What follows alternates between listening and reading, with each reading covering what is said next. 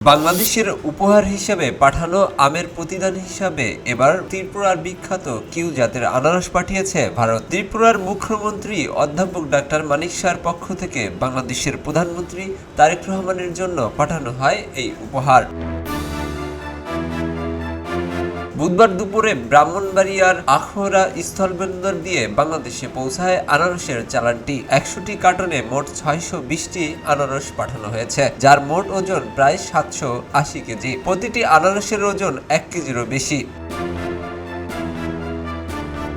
সীমান্তের শূন্যরেখায় ত্রিপুরা সরকারের প্রতিনিধিরা আনুষ্ঠানিকভাবে আনারসগুলো ভারতীয় সহকারী হাইকমিশনের কর্মকর্তাদের কাছে হস্তান্তর করেন। পরে সেগুলো ঢাকায় পাঠানো হয়।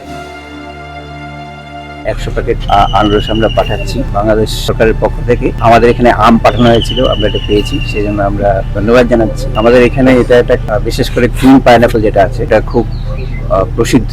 আমরা বাংলাদেশ গভর্নমেন্টের কাছে পাঠাই, প্রধানমন্ত্রীর কাছে সৌজন্য। উপহার গ্রহণ অনুষ্ঠানে উপস্থিত ছিলেন ভারতীয় সহকারী হাইকমিশনের কর্মকর্তা, আখড়া আন্তর্জাতিক ইমিগ্রেশন ও কাস্টমের কর্মকর্তারা।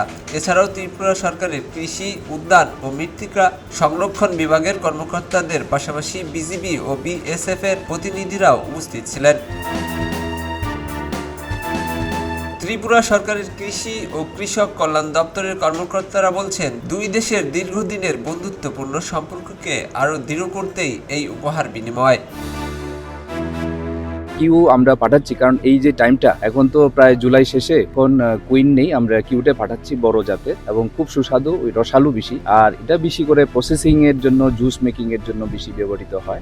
স্বাদের হয়তো এমন কোনো তারতম্য নেই, কিছুটা আছে অবশ্যই, কুইনটা বেশি সুস্বাদু মিষ্টি। উপহারস্বরূপ যে মাননীয় প্রধানমন্ত্রী বাংলাদেশ সরকারের কাছে পাঠানো হচ্ছে ত্রিপুরা সরকারের মাননীয় মুখ্যমন্ত্রীর তরফ থেকে, এটা সৌজন্যমূলক শুভেচ্ছা উপহার। বাংলাদেশের পক্ষ থেকে পাঠানো আমের প্রতিদান হিসেবে ত্রিপুরার এই কিউ জাতের আনারস শুধু একটি উপহার নয়, বরং দুই প্রতিবেশী দেশের পারস্পরিক সৌহার্দ্য ও বন্ধুত্বপূর্ণ সম্পর্কের আরেকটি প্রতীক বলেই মনে করছেন সংশ্লিষ্টরা। খবরের কাগজ, নিখাদ, নির্ভীক, নিরপেক্ষ।